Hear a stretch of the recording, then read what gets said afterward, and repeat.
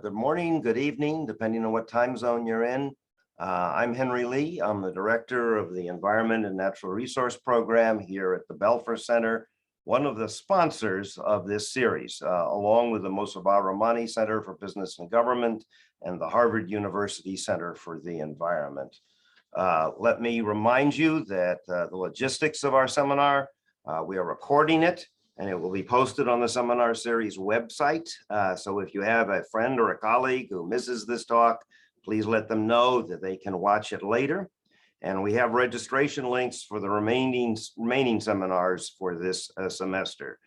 We will take questions through the Q&A function in Zoom, and please click on Q&A at the bottom of your screen and submit your questions after the presentation.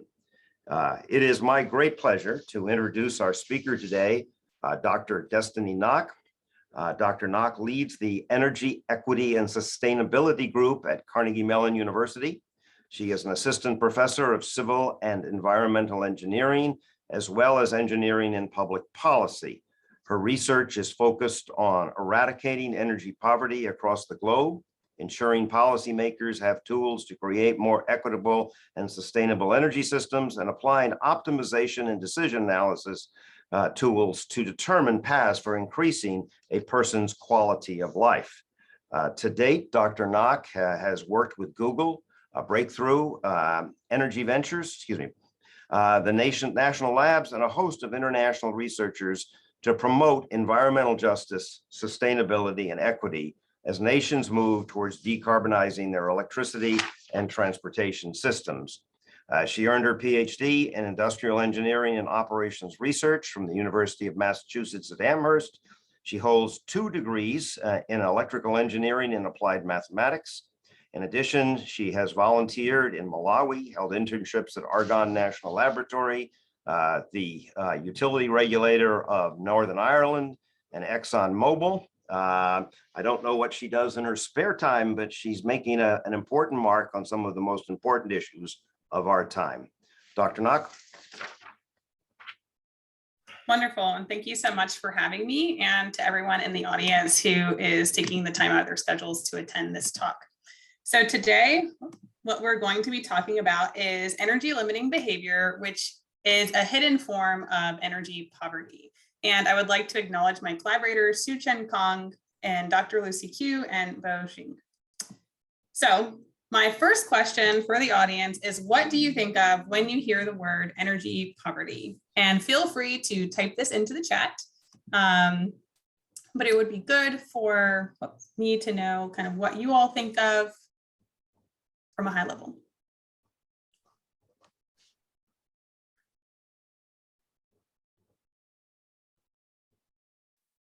And if everybody's asleep, that's also okay. Okay, so we have inability to pay utility bills. Thank you to our first person putting it in there. We have lack of access to energy infrastructure. So that's kind of more from like an international perspective. We have insufficient access to both electricity and energy. I will just, throw out to the audience that all electricity is energy, but not all energy is electricity. We have unreliable utility service, lack of access to electricity. So we're kind of seeing like a lot of people are going towards the developing world context with that lack of access to electricity, or sometimes lack of reliable services. And then we see a lot of like economic based responses, which are lack of ability to pay for these services. And then we have, reliability, which spans both the developing and the developed world. So we think of, power outages if we have, things like Texas, or outages when there's a lot of when there's weather, or the power safety shutoffs in California. But then in the developing world, you also just have, lack of maintenance. Somebody just threw out broken infrastructure. And so there's a broad swath of energy poverty, which can make solving it kind of challenging, because you have to get everybody on the same page of what you're actually working towards. So in the US, so that's what we're going to focus on right now. In the US, energy poverty is traditionally looked at from an economic lens. And so this map here is showing you energy burden, which is defined as the percent of annual income spent on your housing energy bills. And the lightest color is representing those that spend less than 6% of their annual income on their energy bills. And the darkest color here represents those that spend more than 19% of their income meeting their energy bills. But we know that energy burden is really at like kind of the core of energy poverty. It's that cost and expenditure concerns. And then energy insecurity deals with reliability and outage risk concerns in addition to energy burden. And then energy poverty as a whole deals with supply concerns plus insecurity plus energy burden. Because if you don't have any supply, you can't focus on the energy burden. And so what we have been focusing on is needing to expand the definition of energy poverty, particularly within the US. So one thing that I wanted to know is, do you adapt your behavior to reduce your financial strain? Now I can't see everybody's faces, but it's okay to just like think about this, right? So think about personally, have you ever, felt super cold in your house in the winter and you're keeping your thermostat really low in order to reduce your financial strain? So personally, I have, but I know that not everybody has, especially from giving these talks multiple times. So for anyone who doesn't, who has never felt like this, let's consider these two households where household one has an income of $30,000 a year, and they spend 5% of their disposable income on meeting their energy needs. And so under the energy burden measure, where they technically spend less than 10%, they would be defined as not energy poor. Now we have a second household who makes about $100,000 a year. They also spend 5% of their disposable income on their energy bills. But again, the energy burden measure says that they are not defined as energy poor. And so we see two very different behaviors, but the same level of spending. And so what we're saying is that the traditional energy poverty measure in the US, energy burden, which is based on income, misses human behavior and people's tendency to reduce their energy consumption to save money, right? So we know that households are very, very smart, but our traditional energy poverty measure does not capture the different lived experiences of these two households. So our motivation and goal is to integrate behavior into energy poverty analysis, specifically quantifying the energy limiting behavior of households, thus unveiling a hidden form of energy poverty for a population. And this is hopefully going to measure progress of energy equity within a region. So our study area is Arizona in the United States. And something to keep in mind is that they have very long, extremely hot summers and very mild winters. So while my example had focused on the winter, we're actually going to be focusing on the summer here and looking at heat waves and people's responses to energy usage during high temperatures. Our research process is involved with working with a utility company, specifically the Salt River Project in Arizona. And we first gather household level utility data. We match this with a demographic survey that is provided by the utility company. And then we also gather local temperature data in the Arizona region. We use this information to calculate the household inflection temperature, which I'll explain in the next slide. And then we use that to calculate our energy equity gap for the year, which is going to be our proposed measure for energy poverty analysis. So the inflection temperature, what is it? The question on everyone's minds. So the inflection temperature, we are defining that as the temperature at which a household shifts from heating to cooling, or in other words, turns on their air conditioning unit. On this graph that you're seeing on the x-axis, we have the daily mean outdoor temperature in Fahrenheit. On the y-axis, we have the daily electricity consumption in kilowatt hours. And each blue dot represents one day of the year for this household. And the star represents the inflection temperature, which is the first temperature at which they would start using their cooling system. And so here we see that the inflection temperature for the household is 69.6 degrees Fahrenheit. And now I will kind of add in that in this regression analysis, we include things like electricity prices, house housing type, different electricity usage, the daily temperature, of course, and then we use that to predict the outdoor electricity, the total electricity consumption. And if anybody has questions on the regression, I'd be happy to talk more about those. Okay, so our hypothesis is that low-income households will have higher inflection temperatures because lower-income households will endure hotter indoor temperatures in order to save money when cooling. So here's what we find. So on this graph, on the x-axis, we have the different income groups, which are represented in 1 through 8, where 1 is the lowest income group. That's those that make less than $15,000 a year. And 8 are the highest income households, so those that make $150,000 a year or more. The inflection temperatures on the y-axis and Fahrenheit again.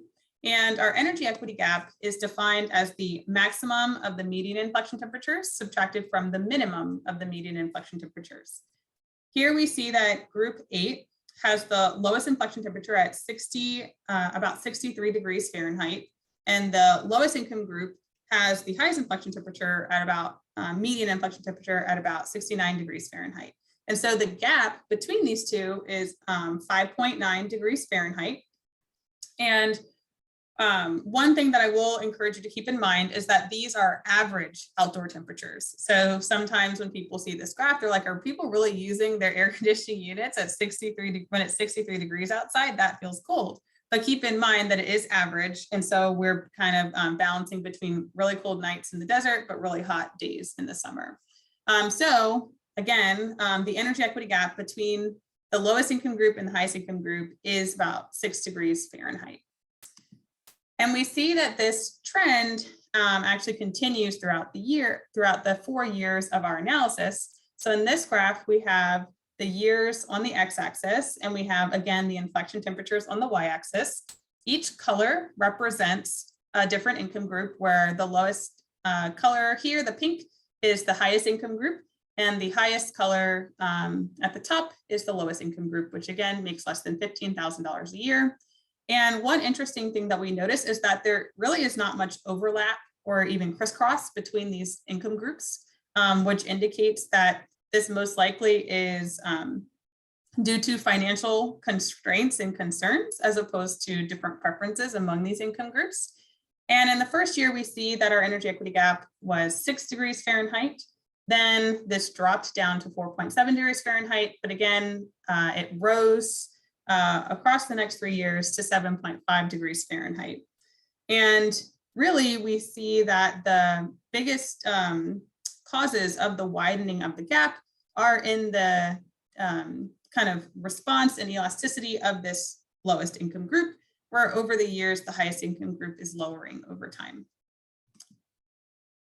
So when we were asking the question of, well, is this a preference or is this an inequity? We looked at specific ethnicities, because one hypothesis might be that different ethnicities have different preferences for thermal comfort. So here, again, on the y-axis is the inflection temperature, the x-axis is the different years of our study. The yellow line is the Asian population, the green dotted line is the Hispanic population, the brown line is our overall, so our base. The green line is the white population, and the black dotted line is the Black population. And so one thing that we notice here is that in general, the Black population has very high inflection temperatures, the highest of any of the ethnicities. The white population follows our base case, which makes sense actually, because that's the highest number that's the majority of our population in Arizona. And then we see that the Hispanic population has a very big shift. So in order to figure out if overall this is a preference, we also had to determine how close the population was reacting to each other.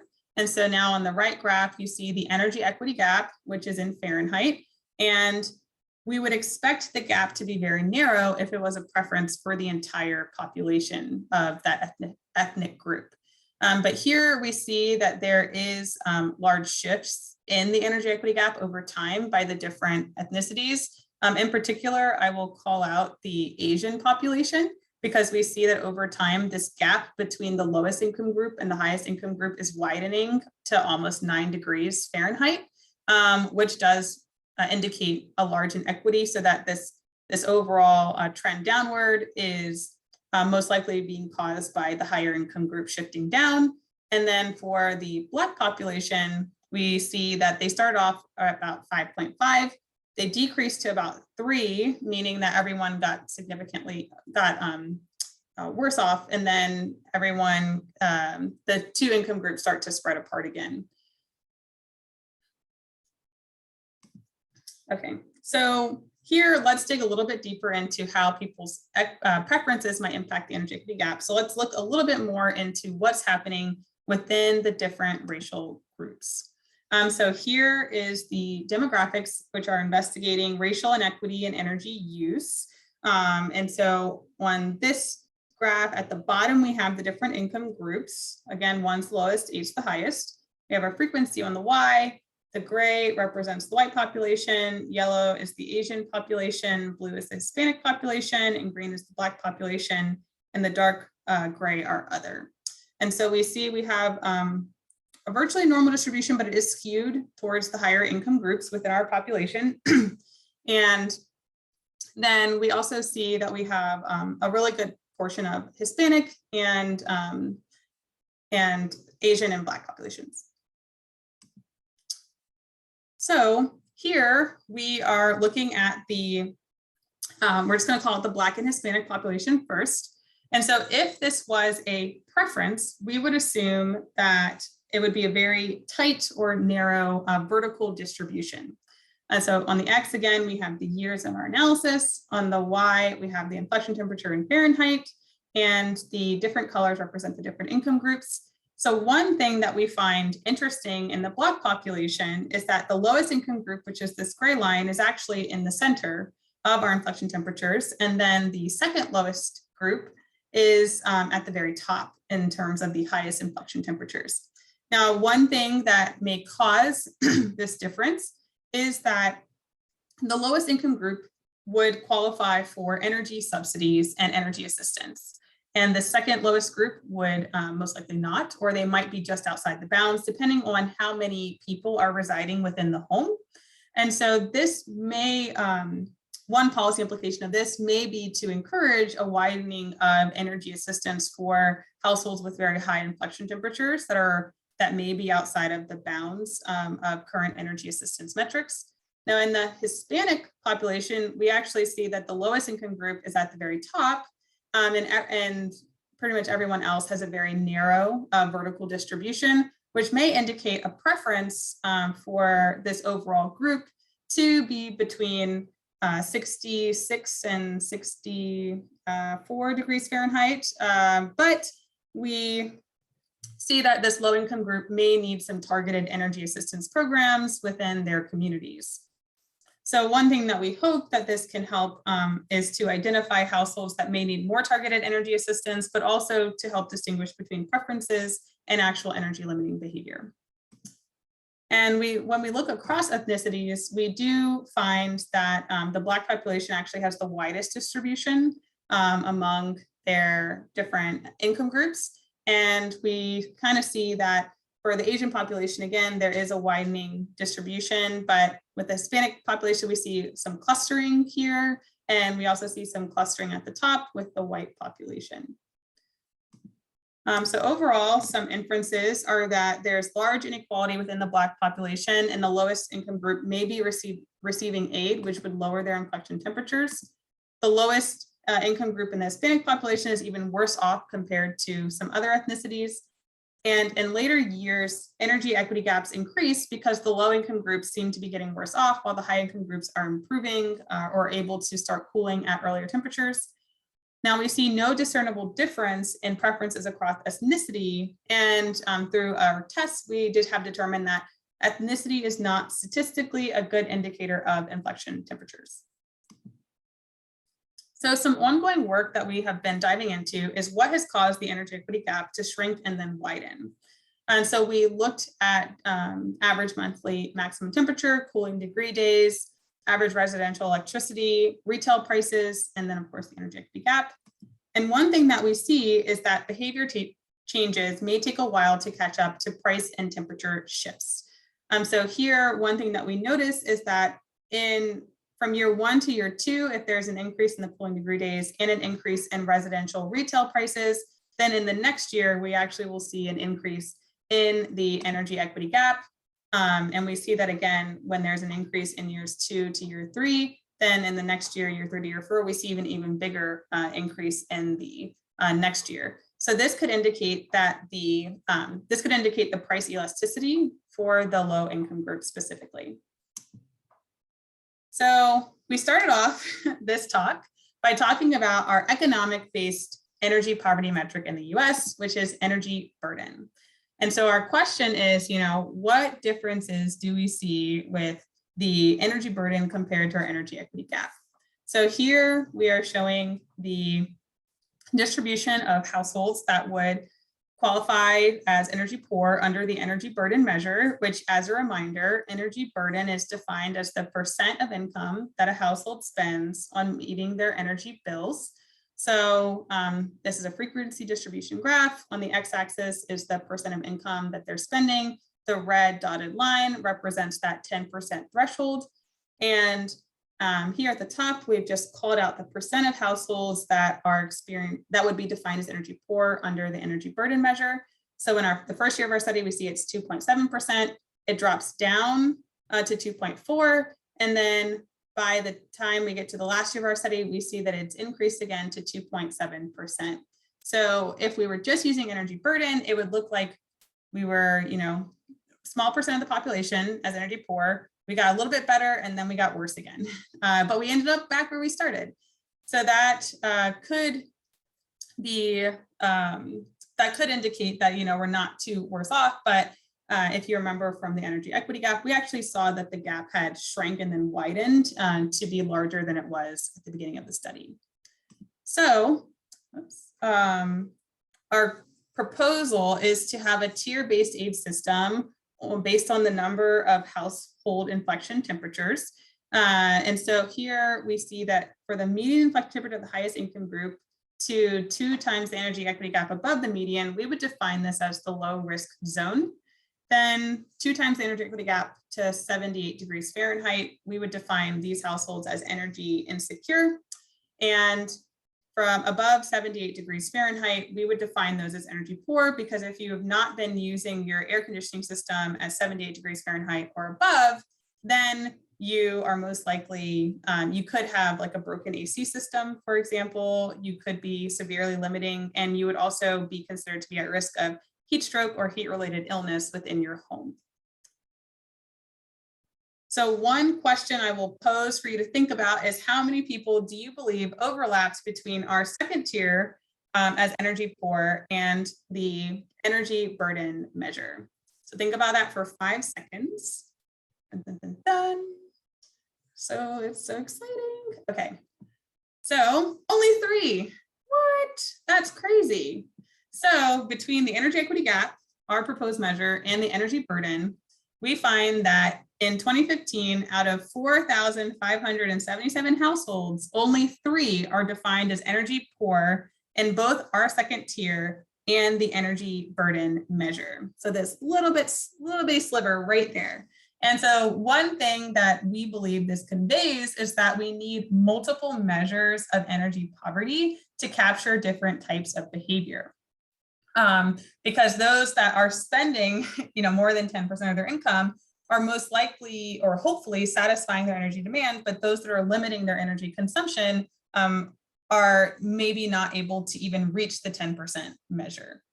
And for example, there are some reports that some people or some households spend 90% of their income on their rent alone, right? And so then if you spend 90% of your income on your rent, there's no way you're going to get to 10% in terms of your energy bill.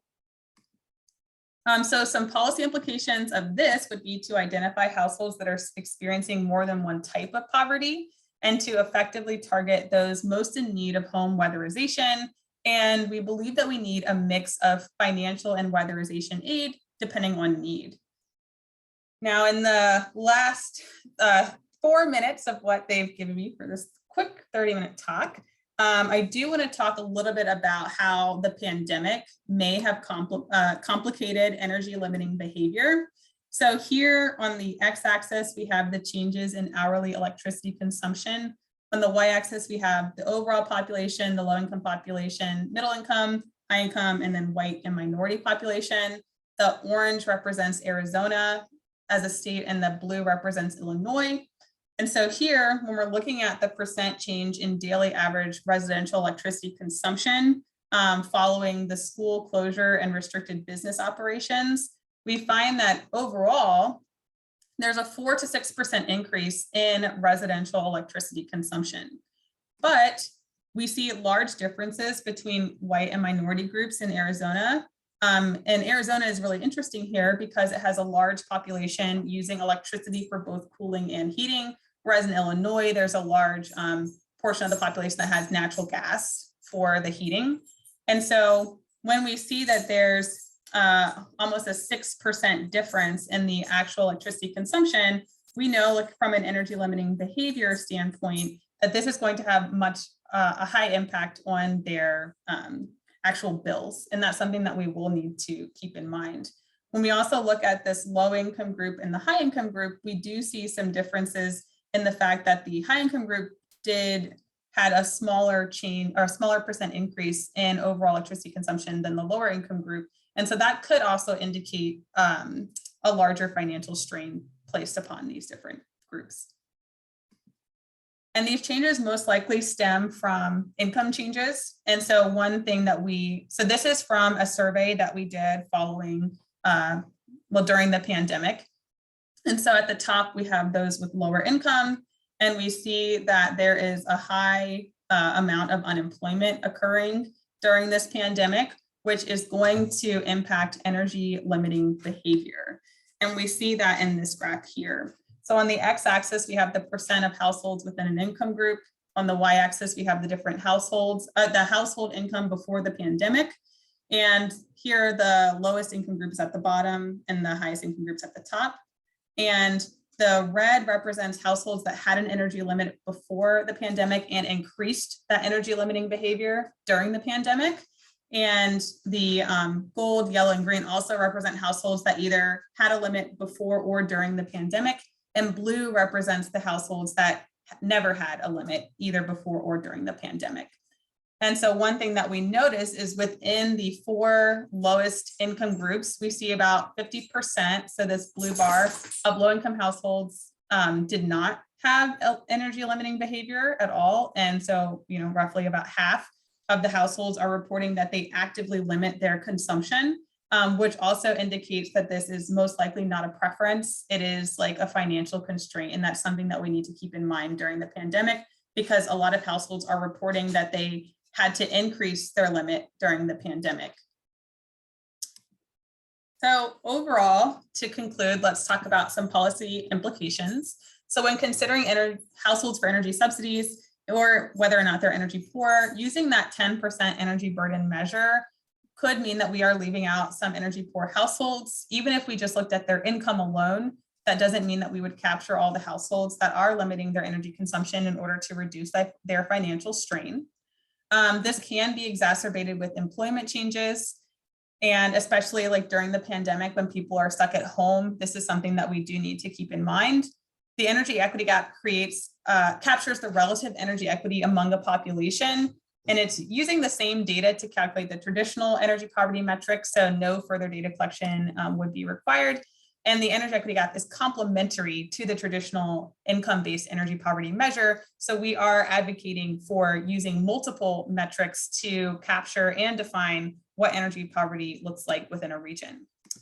In terms of future work, we are investigating how we're continuing to investigate how COVID-19 has affected people's energy use.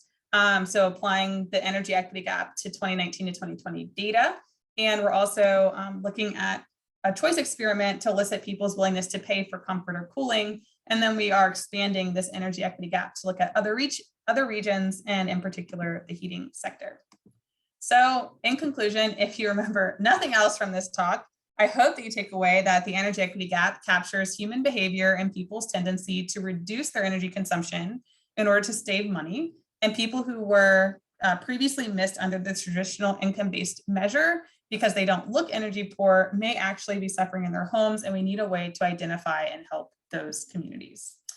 So this is my contact information, and I would like to point out that this paper was recently accepted in Nature Communications, and we hope that that will be online available soon. But in case you want to write right now, because you're so excited after this talk, we have a preprint available online as our reference number 2, and the COVID study has been published in iScience as well. And thank you very much to the National Science Foundation, as well as the Google Award for Innovation.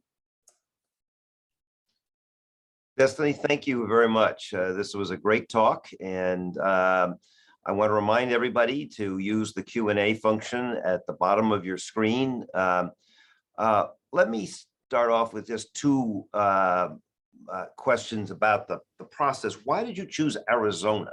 And my perception, and perhaps wrong, was that Arizona has lower electricity prices than a lot of areas in the country, particularly the Northeast and the Midwest. And the second, is there any hard data on connecting people who do without or put their air conditioning on when it's much higher temperatures, only on morbidity and mortality data in Arizona? So one reasoning for Arizona is because of the willingness for the utility company to work with us. So, this research only works if you have data and access to the households. And so that's why we started with Arizona, because they had a survey on the different demographics of the household. So they had household size, number of occupants, the residence type, and they also had the smart meter data on how people are using their energy consumption. Now we've expanded this recently to look at the ComEd data in Chicago. Now that one has its own challenges because it doesn't actually have the energy usage consistently across the year for all the households. So that can make it a little bit challenging to find those air conditioning turn-on points. But I think that that's the main reason. Now we know that even though the prices may be the lowest in Arizona, when you're within a city, it all feels relative, right? And so, if you're living in New York and you have high electricity prices, you also just have a higher cost of living in New York City than you may have in like Phoenix, Arizona, for example. And so that's one reason why we do recommend using the kind of relative metric of energy poverty, because it is one of those things that, it's based on your cost of living within that area as well. Now for the tying with the actual health data in terms of like energy usage within people's homes, we don't have that type of data. For that, the households would actually need to report when they go to the hospital or not. Now, we may be able to try to deduce some of that from, changes in electricity consumption, but that one's going to be a little bit more difficult because health data is so proprietary, but also just people don't report it. Let me ask you, read one of the questions here. Did you look at behavior and HVAC technology choice among the poor, given high cooling degradation with higher ambient temperatures? So we did. So we have information on their AC unit amount. So we have do they have 1 AC unit, 2 AC unit, 3 AC units, but we don't have information on the specific type of AC units that they have. So we don't know if it's a window unit, a home unit, what specific type of unit it is, the efficiency of those units. And I think that that's some of the information that you would want to do to incorporate to bring in that degradation information there. And we also would want information on the weatherization of that household if we were going to look at how long the cooling would last in that home. So we would want to know like the windows, how efficient are they, how much insulation do they have, if it was upgraded or not. And so those are some of the uncertainties that we were grappling with in this analysis. And that's one reason we didn't look at that. Let me transition to some policy questions. If you look at how governments, particularly our own governments, have addressed the issue of dealing with energy poverty, they usually, and this is also true of utility companies as well, they usually have in the tariffs, they either have tariffs that are what we call lifeline tariffs that are based on usage. So the more you use, the more you pay. and it sort of steps up. So the bottom step is quite inexpensive. The top steps are quite expensive. So that's one way. Another way is based on income. So all people at a certain income will get vouchers. And you've created you've made a really strong case that we may not be measuring the right things here. But if that's true, what's your preferred policy for providing energy subsidies? So I think that one of the things is to, like, I think that for me right now, I feel like we need to kind of measure what the actual outcome that we want, right? So with energy use, it's not just about, how much you're paying, like in terms of your rate or your monthly bill. It's how comfortable are you in your home? How, safe is it in your home as well?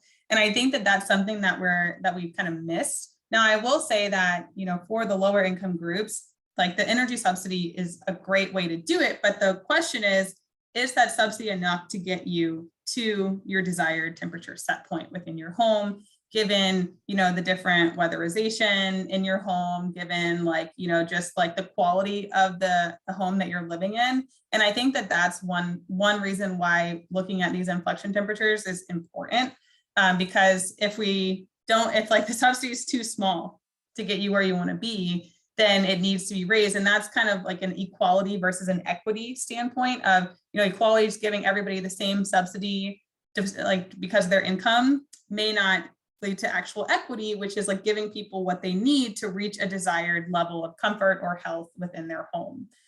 So one thing that I think that would be good is if we actually started looking not just at gross income overall, but your disposable income within your home. Because we know that with rent and your mortgages, that actually does significantly limit how much you're willing to spend on energy consumption.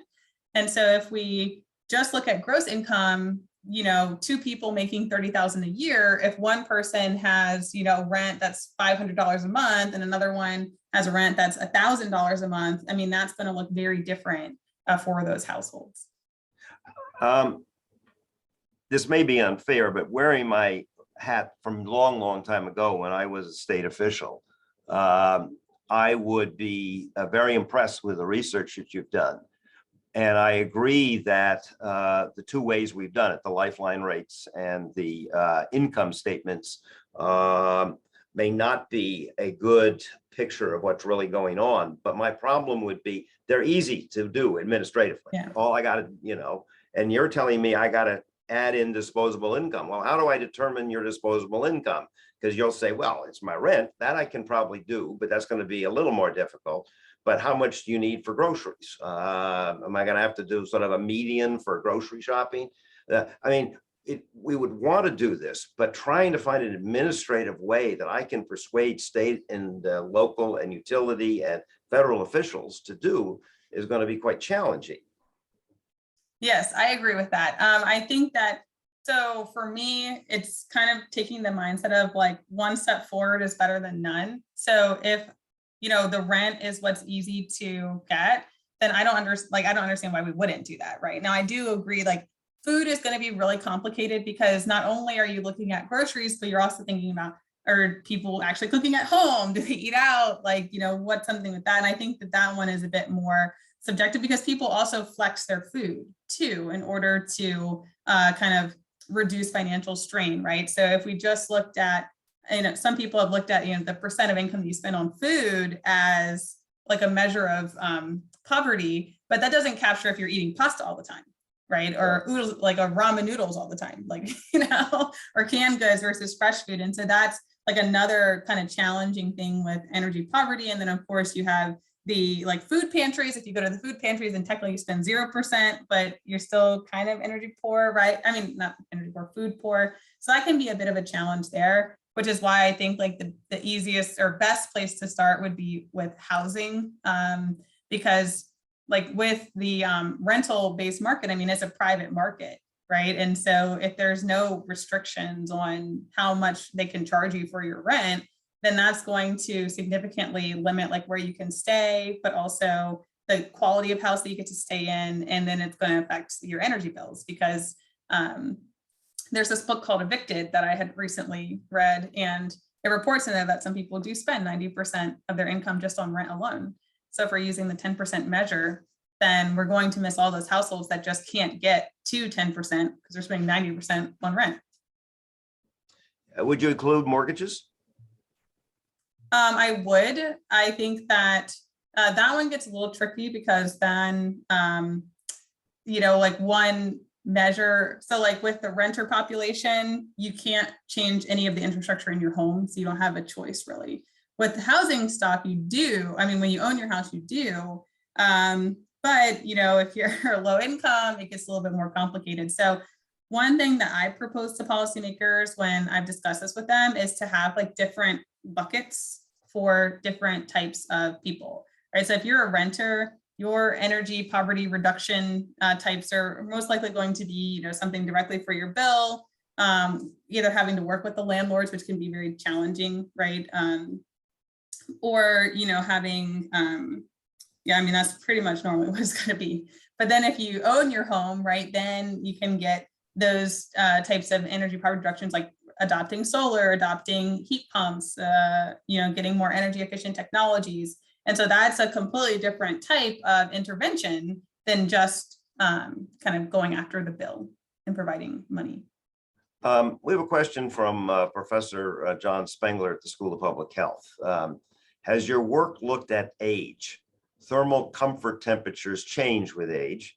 And also in our heat studies, this is John's heat studies, in Cambridge senior housing revealed that many participants delayed turning on window AC units. By the time the apartment was already hot, and therefore it took a lot more time and a lot more energy to cool. So did you look at age of the houses? Yeah, so we did, at age of the houses or age of the systems, both. Okay, so we did look at age of the people. That's when we were trying to look at and see if there were preferences. And we did find that the older income groups overall had like higher inflection temperatures, and they were kind of like stepping up.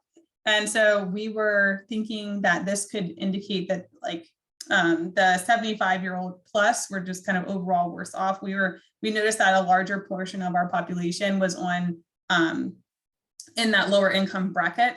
And so that also could signify a challenge there. And then we saw like kind of wide vertical distributions of when they're turning on their AC units at the lower age groups. And so that could also indicate kind of some inequities in those lower groups, and then kind of like equally worse off in the higher income groups. For the housing age, that is something that we are currently looking at, but we did not look at it in this study. We did not, when we ran our large regression, we did not find that house age was a good predictor of inflection temperature. In the same line of questions, one of the participants asked, did you look at rental behavior versus where the owner is living in the building and where the owner is not living in the building? We don't have information on whether or not the owner lives or does not live in the building at all. We did look at renters versus single owner or household owners, and we did not see like a large difference in terms of inflection temperature when we were looking across the different income groups. Now, I will say that for the multifamily home versus the single family home, we did notice like that the gaps across the multifamily homes looked a little bit smaller, even though we still did see a gap. But we believe that that may be because it does change based on if you're at the bottom of the multifamily unit or the top of the multifamily unit. And that's something that we would need more data to understand. So for example, one thing that would be great to do would be to actually measure the indoor temperature of that home specifically. And in order to find out like how hot does it actually feel within the home compared to the outdoor temperature outside. And that's just something we don't have access to. We don't have access to thermostat data either. Let me read you one more question, and then I'm going to switch over to another large policy area. In terms of policy response to energy poverty, do you have any views on whether it is better to subsidize energy versus provide cash transfers to the household?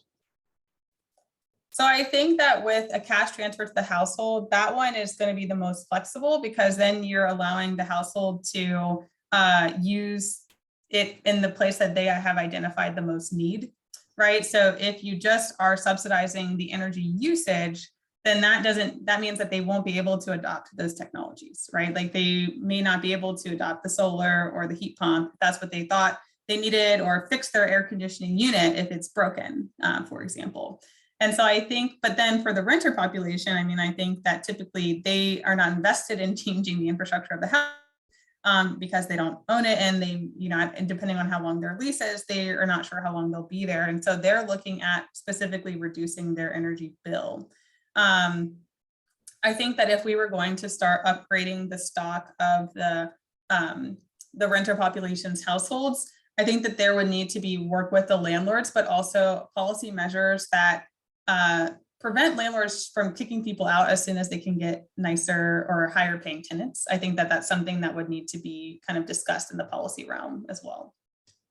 All right, let me turn to the issue of climate and sustainability on one side and energy poverty on the other. If you look at most of the studies of the impacts of climate, if we don't do anything or do enough, it's going to be very regressive. It's going to hurt the poor a lot more than the rich. The ability to adapt is going to be greater if you have more money than it is if you don't have more money. And that is both on a domestic US scale. I keep looking at Miami Beach versus Liberty City, or it's going to be on an international scale. On the other hand, the mitigation options that we are discussing are going to end up increasing the cost of energy, particularly if we try to do this in a short period of time, like 20, 30 years.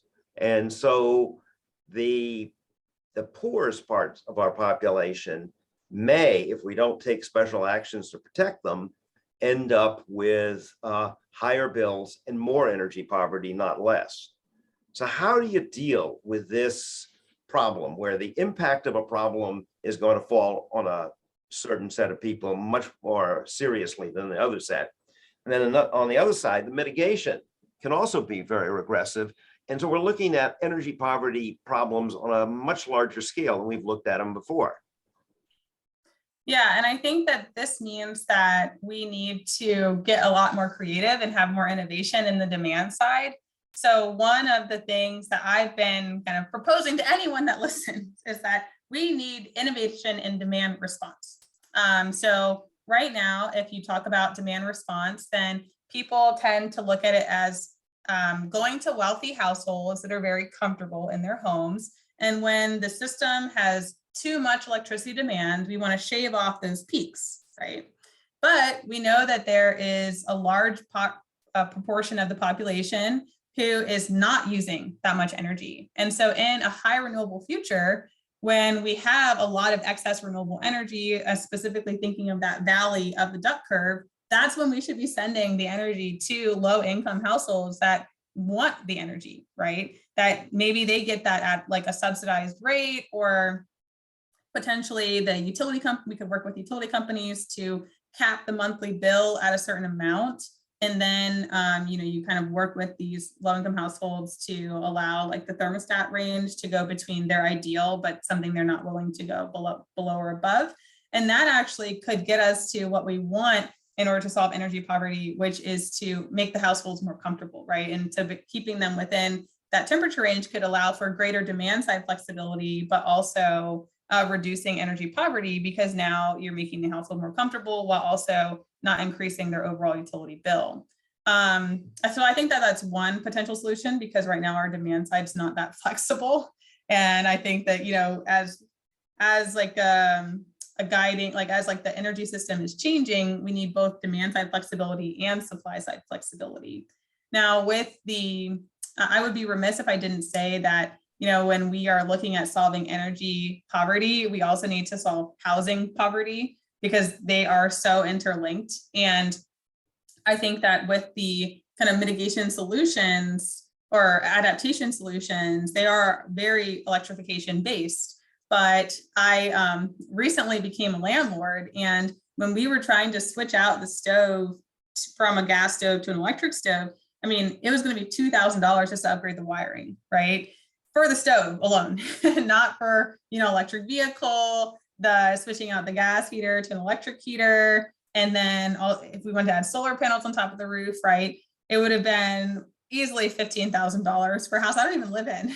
So when we were thinking about like barriers to changing and switching infrastructure, I think that upfront cost goes completely against the landlord's business model, which is to minimize the cost of their supply, right, of their housing stock. And so that goes against like, maintenance, adaptation, switching. And so kind of, this immersion research has like really shown me like why it's so hard to get certain portions of the population to adopt technologies and switch in order to both mitigate climate change and allow low-income groups to adapt to it. Well, my economist friends would say what you have to do is to charge electricity based on the time of use and have a carbon tax equal to the social cost of carbon. This is not enormously popular with a lot of low-income advocacy groups who point out that guess who gets hurt under those two policies? What is your response? So my response is that I do disagree with the time of use pricing and the carbon tax because, again, so I disagreed with it to a point. I think that for the low-income groups, like if we're thinking about time of use pricing as the point is to get you to shift your energy consumption, but the low-income groups are already using so little that they can't shift it at all because it's their base load, then the time of use pricing won't achieve its goal. It will just end up having the bills be higher and you'll end up seeing greater energy limiting behavior. So I think that if we are, if the time of use pricing is for the households that are able to shift and industries that are able to shift, then it makes sense. But also from like a carbon tax perspective, where we would be, raising the fuel prices, raising the electricity prices, again, I mean, we're already seeing that households are, these low-income households are consuming at their pretty like high, like they're waiting a long time to turn on their AC units.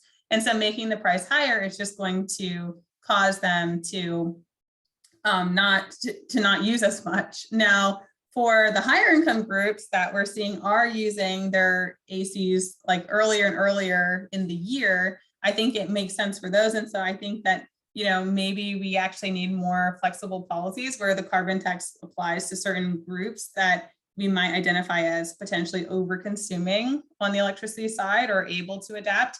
But if we increase the electricity bills, that doesn't make the landlord switch because the landlord doesn't pay the electricity bill, right? And so if you are trying to require people to adopt electrification technologies, just raising the prices isn't going to do it because you have to look at who's actually paying, right? And it's like, an incentive only works if the incentive actually comes to who you designed it for. And so that's when requiring like housing stock upgrades, just like we had electricity wiring requirements in terms of like building standards and building codes. And now maybe we need to upgrade the wirings and we're going to upgrade that building code and just kind of make it like a blanket requirement. That may be more effective in actually reaching our end goals. Although even for heating, one of the major policy options is to go to heat pumps, which are very expensive. And while they may be subsidized in part, they're not going to be subsidized 100% and so it creates regressivity, although your proposal sounds good, but it's administratively going to be difficult. So let me end with a question from another one of our participants. You looked at cooling and behavior results from cooling in Arizona. What if you looked at heating from the Northeast and where you're looking at either fossil fuel heating, which is the primary way we heat our homes here, or eventually moving to electric heat?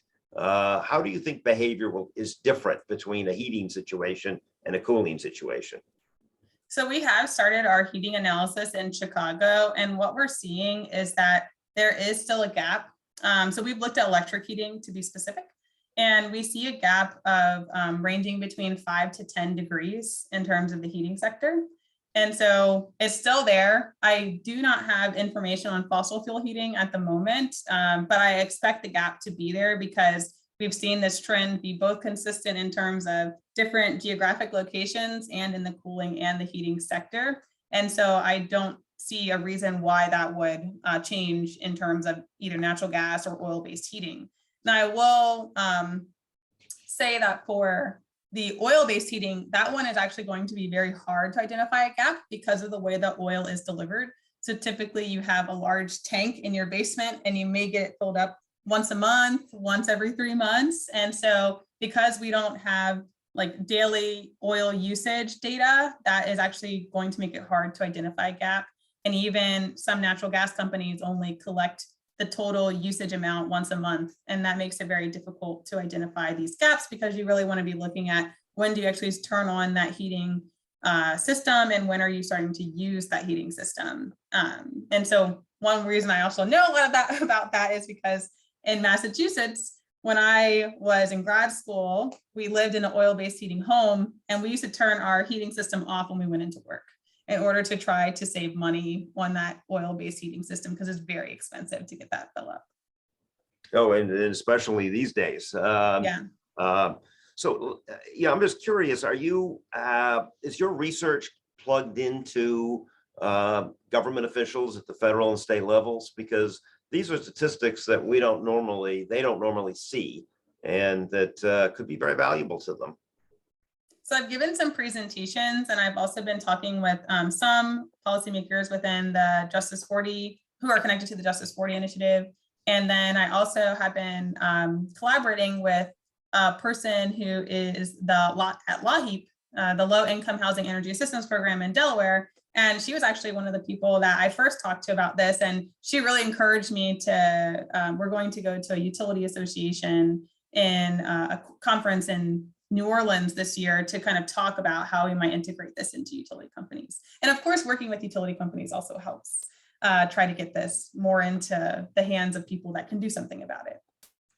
So thank you, Destenie, for a really great talk. We really appreciate it, and we appreciate you taking the time. This was great, and the quality of your research is very impressive, so thank you. I just want to inform everybody that next week we will have the seminar guest is Alexander Strapasin, who is a fellow over at the Belfer Center at the Kennedy School, and formerly was the biofuel head for the Agriculture Department in Brazil. And he will be talking about biofuels and negative emissions technologies. So thank you all and have a good day. Thanks for having me.